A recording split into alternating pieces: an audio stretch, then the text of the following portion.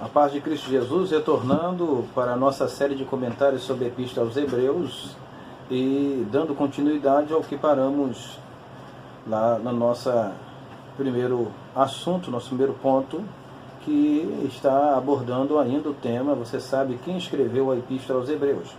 Eu perguntei a você se você quer saber, eu acredito que você quer saber também, porque como alguns pais da igreja e alguns grandes teólogos no Brasil e no mundo também estão querendo saber quem é.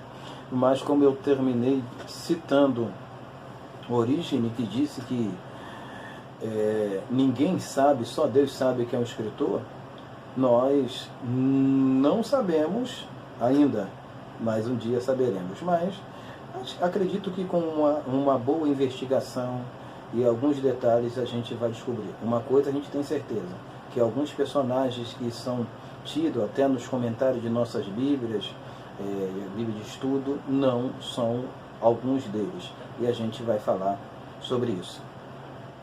A Epístola aos Hebreus, ela como o Atos dos Apóstolos, Evangelho, ele é também uma epístola anônima. O que é uma epístola anônima? Uma epístola anônima é uma epístola que não está escrito em cima, como às vezes a gente encontra, e você também encontra, até nos textos gregos, carta aos Hebreus, cartas aos Filipenses, aos Efésios e assim por diante. Então não se encontra registrado isso. Mas há algumas alusões que a primeira pessoa a ser aludida como escritor é o apóstolo Paulo. Por que o apóstolo Paulo? Voltando ao que nós estávamos falando lá no nosso primeiro vídeo. O apóstolo Paulo era considerado o maior escritor de maior influência, tendo registrado, a gente tem suas escrituras, muitas pessoas ao seu lado. Então, Paulo, ele é tido como escritor, até mesmo a gente tem na carta, citando Timóteo, que era companheiro de Paulo. Nós vamos ver isso ao decorrer do tempo. Então, por ser citado Timóteo, algumas pessoas acreditam que Paulo é o escritor, mas que Paulo simplesmente fez o seguinte: Paulo escreveu, mas não quis se identificar. O problema que a gente encontra de Paulo não se identificar é que em todas as cartas de Paulo, ele começa se identificando, e não caberia nessa argumentação nós dizermos que Paulo simplesmente não quis se identificar. Mas o povo não recebia Paulo. Não importa. Paulo sempre se identificou, porque até mesmo como que a carta seria dele, como que o povo receberia como dele se ele não se identifica. Então, esse argumento que Paulo escreveu, mas não se identificou porque não quis, porque os hebreus não recebiam, é um argumento que a gente pode começar a descartar. O autor, ele não é identificado pelo nome, e isto é muito importante, porque com isso vai abrindo margem para nós aludirmos algumas pessoas. Como eu já citei,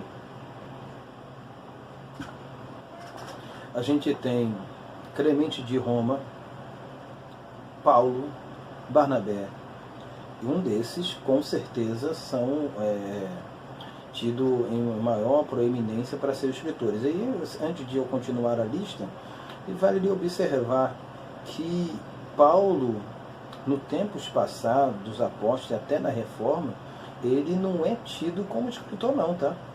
Paulo é descartado de primeira mão. Paulo é descartado. Paulo não é tido como o primeiro, como hoje nós temos como sendo o principal escritor. Então nós temos Clemente de Roma, Paulo, Barnabé, Áquila, Priscila, Lucas, e Orígenes diz que alguns pais da igreja, os patrísticos, eles aludiam que Lucas ou Clemente foram o escritor. E ainda tem até a ideia que Paulo tenha escrito em hebraico e Lucas tenha traduzido para o grego. Então, assim, a gente fica até um pouco meio confuso com a ideia, esse tal pensamento teológico. Por quê? A gente, quando se fala de Paulo, as pessoas botam Paulo em um patamar elevadíssimo de conhecimento e capacidade. Então, como que Paulo, versado nas línguas, como dizem, não tinha condições e capacidade de escrever no grego, porque se as epístolas a qual ele escreveu, eles foram escritos no grego. Por que ele escreveu em hebraico para depois passar para o grego? Tá. Então são perguntas que precisam serem analisadas, porque se nós entendermos que Paulo escreveu por hebraico e não escreveu por grego diretamente, Paulo não era conhecedor do grego, não era versado no grego. E se Paulo dependeu de Lucas para escrever, Paulo não escreveu as outras demais cartas.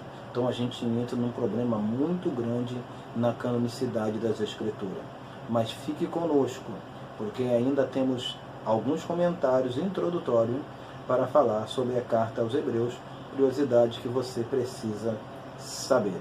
Não se esqueça, curta, se inscreva, compartilhe e ative o sininho para receber todas as novidades de Um Pouco de Teologia com o pastor Júnior. Que Deus lhe abençoe. Até!